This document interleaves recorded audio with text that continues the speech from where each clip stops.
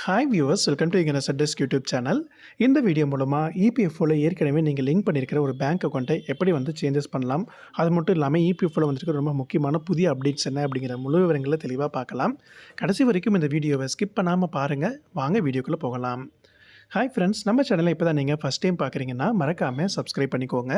கூடவே பக்கத்தில் இருக்கிற பெல் ஐக்கானையும் செலக்ட் பண்ணிவிட்டு நோட்டிஃபிகேஷன் ஆல் கொடுத்தீங்கன்னா நம்ம சேனலில் நம்ம டெய்லி போடுற எல்லா அப்டேட்ஸும் உங்களுக்கு இன்ஸ்டன்ட் நோட்டிஃபிகேஷனாக கிடச்சிரும். இப்போது இபிஎஃப்ஓவில் பார்த்தீங்க அப்படின்னா ரீசெண்டாக ஒரு ரிலாக்ஸேஷன்ஸ் கொடுத்துருந்தாங்க. நிறைய பேர் அவங்களுடைய கிளைம் அப்ளை பண்ணுறாங்க அப்படின்னா பேங்க் பாஸ்புக் இல்லாட்டி கேன்சல் செக் லீஃப் கொடுக்கணும் அப்படிங்கிற ஒரு ஆப்ஷன் இருந்தது. இப்போ அந்த செக் லீஃப் எல்லாம் தேவையில்லை அப்படிங்கிறத சொல்லியிருந்தாங்க. அதே மாதிரி பேங்க் பாஸ்புக்கும் கொடுக்க வேண்டியதில்லை அப்படிங்கிறத சொல்லியிருந்தாங்க. இப்போ நிறைய பேர் அவங்களுடைய பேங்க் அக்கௌண்ட் பழசு இருக்குது, ஆனால் நான் புது அக்கௌண்ட்டுக்கு சேஞ்சஸ் பண்ணிட்டேன், ஆனால் நான் இன்னும் அந்த அப்டேட் பண்ணாமல் விட்டுட்டேன் அப்படிங்கிற மாதிரி நிறைய பேர் நினச்சிருந்துருக்கலாம்.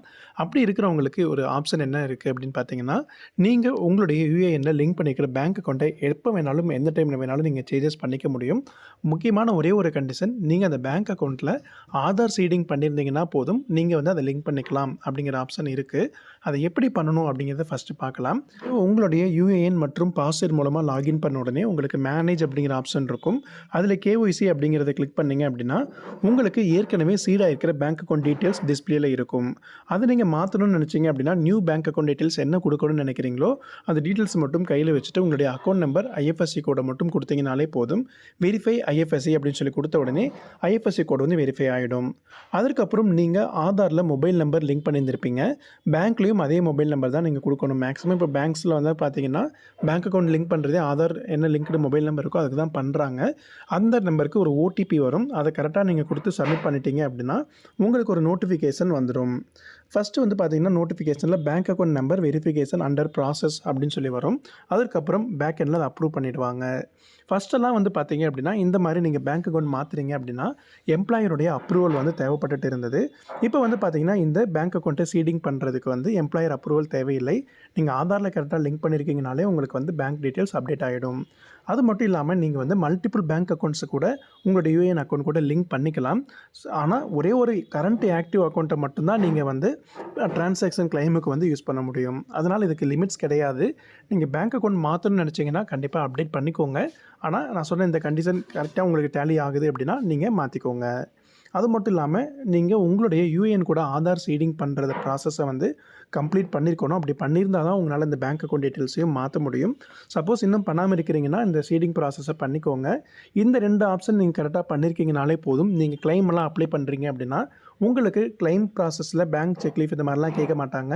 எம்ப்ளாயர் அப்ரூவலும் தேவையில்லை. எல்லாமே ஆட்டோமேட்டிக்காக வெரிஃபிகேஷன் ப்ராசஸில் கிளைம்ஸ் எல்லாமே அப்ரூவல் ஆகிட்டுருக்கு. அதனால் இதற்கான நேரம் உங்களுக்கு கிளைம் கொடுக்கறதுக்கான நேரமும் ரொம்பவே கம்மியாகும். சப்போஸ் நீங்கள் ஏற்கனவே ஒரு கிளைம் அப்ளை பண்ணியிருக்கிறீங்க, ஆனால் இது இன்னும் கம்ப்ளீட் ஆகாமல் இருக்குது அப்படின்னா அந்த டைமுக்குள்ளே மட்டும் நீங்கள் பேங்க் அக்கௌண்ட் மாற்றணும்னு நினச்சிங்கன்னா மட்டும் அது பாசிபிள் கிடையாது. பெண்டிங் கிளைம்ஸ் எதுவுமே இருக்கக்கூடாது. ரிஜெக்ஷனாக இருக்கலாம், இல்லை புதுசாக அப்ளை பண்ணுறதுக்கு முன்னாடி நீங்கள் பேங்க் அக்கௌண்ட்டை மாற்றிட்டு அப்ளை பண்ணிக்கோங்க. நீங்கள் பேங்க் அக்கௌண்ட்டை சீட் பண்ணும்போது அந்த நீங்கள் கொடுக்குற அக்கௌண்ட் ஆக்டிவில் இருக்கா அப்படிங்கிறத மட்டும் செக் பண்ணிக்கோங்க. இண்டிவிஜுவல் அக்கௌண்ட் இருக்கலாம், இல்லாட்டி ஜாயிண்ட் ஹோல்டர் அக்கௌண்ட்டாக கூட இருக்கலாம். நிறைய பேங்க்ஸில் பார்த்தீங்க அப்படின்னா இப்போ எல்லா அக்கௌண்ட்ஸ் கூடயும் ஆதார் சீடிங் பண்ணிட்டு தான் இருக்காங்க. அது மட்டும் இல்லாமல் நீங்கள் உங்களுடைய அஃபீஷியலாக ஆதார் மற்றும் ஓடிபி மூலமாகவே கரெக்டாக லேட்டஸ்ட்டாக எந்த பேங்க்கில் உங்களுக்கு ஆதார் சீடிங் ஆகிருக்கு அப்படிங்கிற விவரங்களை தெரிஞ்சுக்கலாம். எங்கெங்கெல்லாம் இந்த ஆதார் பேஸ்டு டிரான்சாக்ஷன்ஸ் பண்ணியிருக்கீங்க அப்படிங்கிறத கூட தெரிஞ்சுக்கலாம். இது எல்லாத்தையும் நீங்கள் தெரிஞ்சுக்கிறதுக்கு யூஐடிஐயோடைய அஃபீஷியல் வெப்சைட்டில் உங்களுடைய Aadhaar number, mobile number, OTP மட்டும் கொடுத்தீங்கனாலே போதும். எல்லா டீட்டெயில்ஸும் நீங்கள் ஓப்பன் பண்ணி பார்த்துக்க முடியும். இப்போ நான் சொன்ன இந்த தகவல்கள் உங்கள் எல்லாருக்கும் ரொம்ப ஹெல்ப்ஃபுல்லாக இருந்திருக்கும்னு நினைக்கிறேன். நீங்கள் பேங்க் அக்கௌண்ட் மாற்றணும்னு நினைக்கிறீங்கன்னா கண்டிப்பாக சேஞ்சஸ் பண்ணிக்கோங்க. அதுக்கப்புறம் கிளைம் அப்ளை பண்ணுங்கள். எல்லாருக்குமே கிளைம் சீக்கிரமாக கிடைக்க வாழ்த்துக்கள்.